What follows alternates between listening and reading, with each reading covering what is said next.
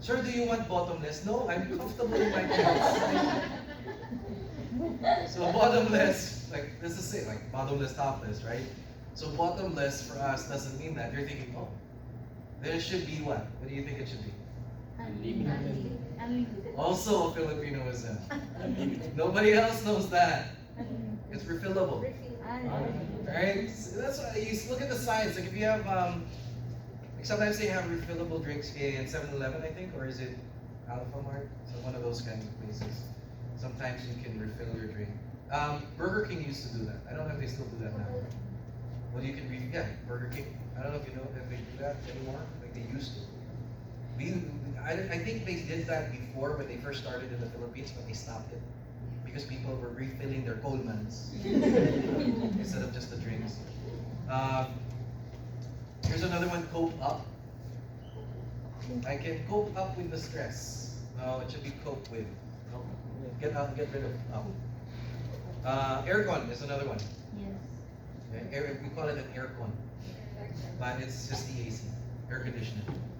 So for us, for some reason, for us as Filipinos, we prefer to like shorten words instead of using the letters like acronyms, like AC, sort of aircon, CR, comfort room. Right? Wait, there's one more.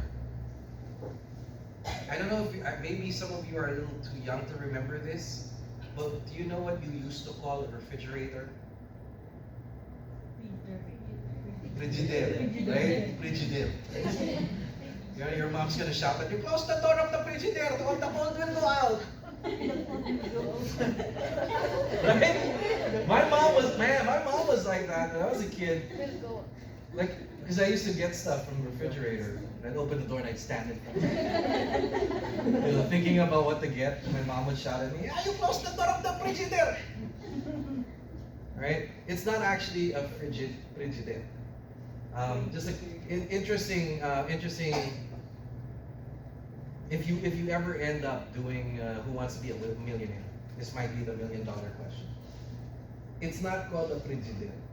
It was called that because back in like the 60s, 70s, the first really like when the Americans were here, the first American branded refrigerators, their brands were called Frigid Air. Frigidaire. Frigid meaning cold, air. Just put an E on the end. So we as Filipinos, what do? We always call things based on their brand name, right? Buy us some Colgate, right? Go buy some Coke. I buy some Coke. I want the Sarsi. Right? But buy Pampers. That's not Pampers. It's you. You know what I mean? Right? That's how it started. I think. I don't know if that's really where it started, but that's where Frigidaire started. Because people couldn't pronounce the F in Frigidaire. So Frigidaire. The Frigidaire. Yes, I like that. It's very nice. Refrigerator. That's what happened. So now we call pentel pens markers are now called pentel pens. Pampers. That's the funniest one. Like people go buy Pampers, but it's not Pampers. It's another brand. It's not what I asked for. All right. Very good. Let's try it out. Let's see if we can correct some of these things. So I'll flash some sentences on the screen. Raise your hand if you have a correction for it. It is a Filipinoism. There is a timer. So at the end of the timer, I'm sure, before the timer ends, I'm sure somebody's able to raise their hand and give me a better way of saying it. You ready? First word, or first phrase. How do we correct this? Raise your hand if you got an answer. There, go ahead, Jerome. We have sent it already. You just read it. We have sent. You just read the same thing. You need to fix it. Sent. We have sent. We already said. There you go. We already sent it. Very good. Nice try. Nice try. So we already sent it. Don't forget where it's like already, and also we can put it before the verb. How about this one?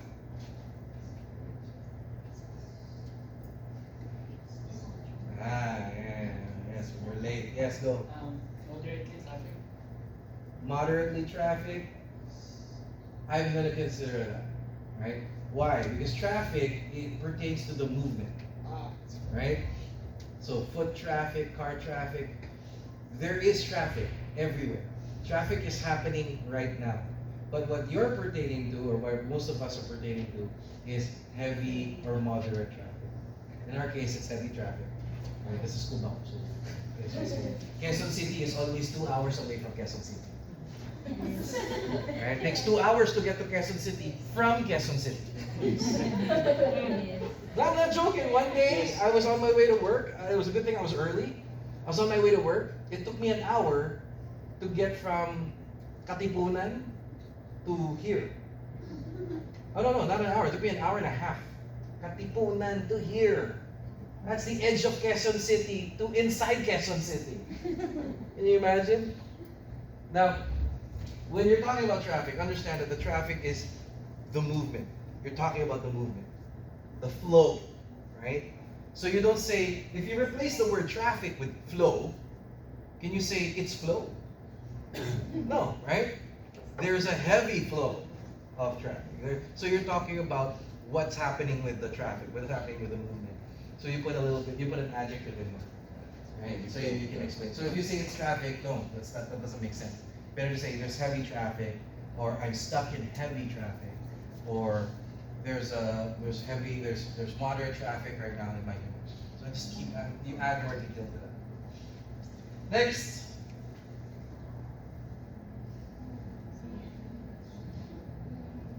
Yes, yeah. It's 9 o'clock in the morning. Uh-huh. Yeah, that's right. Jenny. 9 a.m. Yes, 9 a.m. only. Why? Morning. Do we need both? No. Alright, so it's just one of them. You should 9 a.m. or 9 in the morning. Very good. See, you already know. You're noticing things. Isn't it so funny how we talk, how we use English? Fill up the form. Raise your hand. Go. Not sure? There's a disclaimer. Okay. Sign up. No. Close. Sir, I Joseph. fill in the form. Fill in the form. Go. No. Let's try. Fill the Fill out. Fill out the form just before the timer ran out. It's fill out. You do not fill in unless it's like a bucket, right? You fill in a tub of water, a bucket of water. You fill in maybe a glass, but you don't fill in a piece of paper. You fill it out. Okay? Very good.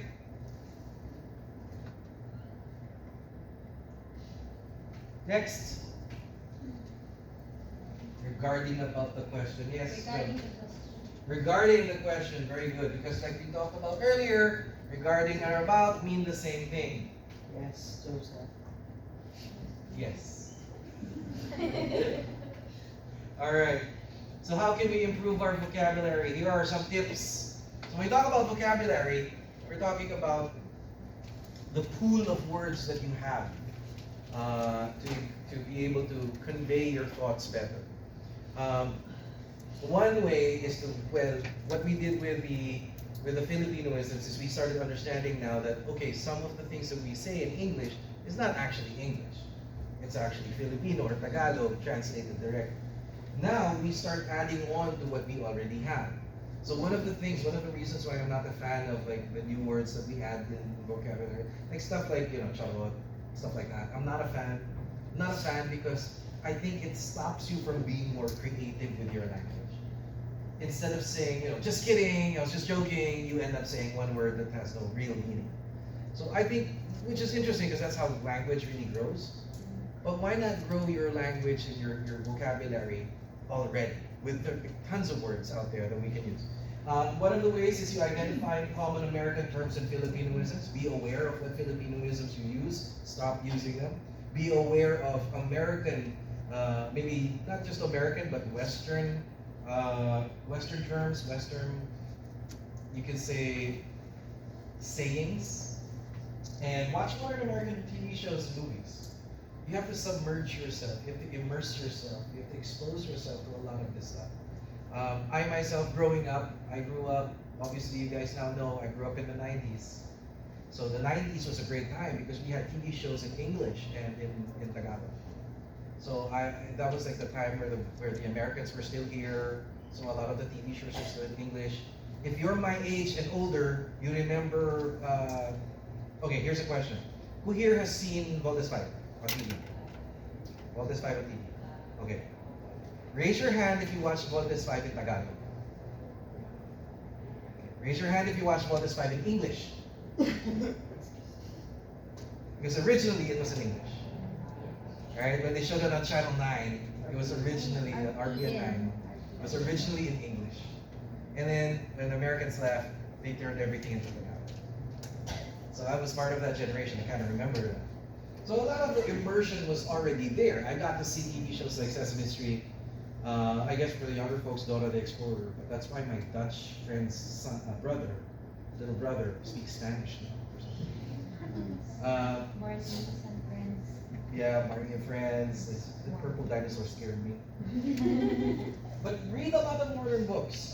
For me, and I was just a few moments ago, I was reading a message from a previous wave, a previous class. I think it was like 2 weeks ago, where they were asking each other about where to get audiobooks and stuff like that. And I was so happy because that means these folks were really into immersing themselves in the English language. So now they're not just watching TV shows or movies in English, they're also trying to listen to books, like audiobooks, recordings of books, instead of just reading. So now they're adding more to what they're already experiencing in English. What's interesting though is trying to put a percentage on it. We're trying to put a part, or like a pie chart on how often you hear English. So let's say 24 hours in a day, obviously we're asleep for most of that, but how long are you awake, right? I'm usually awake, like I got up today at 4:30, I'll go to bed by 12, so how many hours is that? A lot of hours, like 16, let's say 18 hours. Out of the 18 hours that I'm awake, how often do I hear English? Right? How often do I encounter an English TV show? And then you squeeze it all together and turn that into like a pie chart. How big of a percentage are you exposed to the English language? Meaning, when you go home, do you still hear English?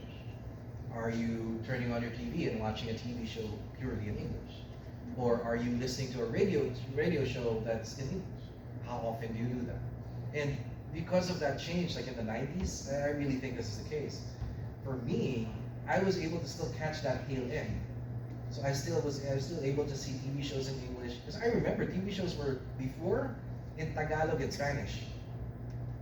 You know, Champoy with and the original version of Cuarta Otahon with Sudas Guerrero was originally English and was originally Tagalog and Spanish. Yeah, Champoy was another TV show that was in Spanish and Tagalog with Noel Trinidad and I forget the name of the other guy. So imagine, like TV shows back then were different because people were still under Spanish influence. And then Americans came around, they got rid of the Spanish stuff. Even in college, they got rid of Spanish language in college. Now it's English. And then the Americans left, and then now it's all Tagalog. And even watch the movies, like old movies, like Gabby Concepcion movies from way back in the day, the Gabby Concepcion, Chavi Cuneta movies. Watch those, see how different they talk. Maybe you have like PBO, Pinoy Box Office on TV. Look at how different they speak in English compared to today, in movies today. Very good. Think and talk in English. You have to really be immersive in it, so don't try to translate Tagalog into English. It's gonna be wrong, grammar's different, syntax is different. Be open to feedback. It doesn't matter if the feedback comes from me, it might come from a seatmate, and that's fine, right? They're just trying to help you out. But those people giving feedback to each other, like if you're gonna give feedback to somebody, be nice about it. Don't be like, hey, you did something wrong, haha, stupid you. Don't be like that. Right? Be polite when you're gonna give your feedback. You want that person to improve. If I were to give you homework tonight, not really homework for tonight because I can't check it, but does everybody have data? Yes. Yes? Who doesn't have data? data? Okay. How do you talk to your friends on Facebook? Free data. Alright. But do you have internet at home? No? No internet at home? How do you do your online stuff?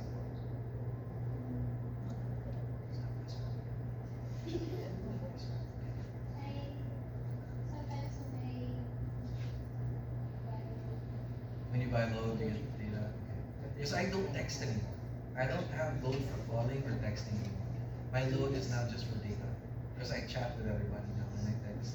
So I think it's really good to get a little money for data. Why? Because here's what you could do. You could go on Facebook, you could go on a website called YouTube. I don't know if you're aware. There's this website called YouTube. It's great because it's not just for watching videos of cats. Because you can actually find audiobooks on there. Like people have legally uploaded their audiobooks and put them on YouTube.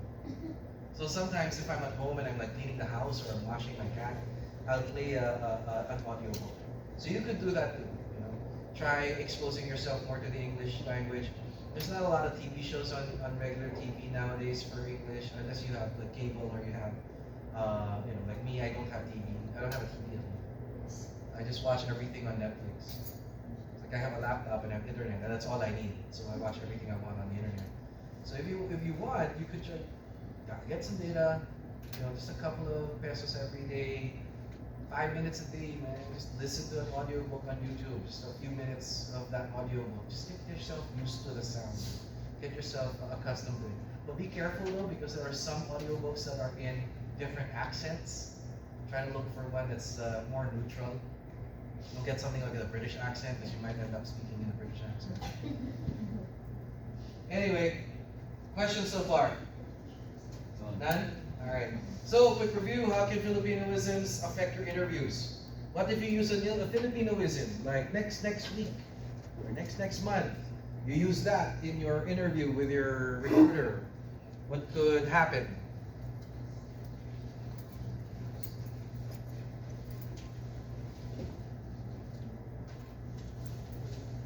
What can happen? Will the interviewer understand you? Yes, they will. Because you're Filipino. They will, of course, but they're gonna know if it's a Filipinoism or not, right? So if they know, oh, that's a Filipinoism, they'll know that your customer won't understand. Give me 3 examples of Filipinoisms. 3 examples. Let's go. Sorry? CR is one. Give me another one. Last week, last month. Give me one more. I have that also. Repeat it again. I have that also. Very good. I have a question. How Sure. about Xerox? Yes, that's also a Filipinoism. It's It's photocopy. I used to work for Xerox. Excuse me, Joseph. Yes. Can I ask something? Sure. How about the words upcoming and incoming? Okay, I'll get to that because I'm not done with her question. I used to work for Xerox, so we got that a lot. We used to go to SM and we had job fairs before, and people would come up to us and say, "Oh, can I get my resume Xeroxed here?" No, we're not the Xeroxing machine. We're the company Xerox. So we had to explain that quite often. So yeah, that's one. Xerox is a Filipinoism. Should be photocopied. Sorry, go ahead. Your question again. How about the correct use of the words upcoming and incoming? Oh, upcoming is something that's new. We have an upcoming movie. Actually, it's up and coming, but people rarely use up and coming. When you say someone or something is up and coming, it's becoming popular. When you say incoming, something's arriving. So like in a military movie, you watch those like army movies, incoming, and a bomb. So incoming is something coming towards you, typically a bomb. And then upcoming, when you say upcoming, it's something that's, like if you go to the movies, right, it's like upcoming movies. Here's what's happening soon. But it actually comes from the shortened version, so the real version is up and coming. But when you say up and coming, it usually means it's gonna slowly become more popular over time. So it's a little strange. It depends on what you want to say, what you want to convey, what ideas you want to express. Did you get your question? Yes, Did I get your question? Good. Any more questions? Ask me questions, makes me feel smart. Let's go. No? No questions? If there are no questions, moving forward. So we've talked about phonological control, grammatical accuracy, and linguistic range. So I have another tip. How many tips have I given you so far? 2? Alright. Let me give you Joseph's pro tip number 2, or number 3. Joseph's pro tip number 3. Check out this website.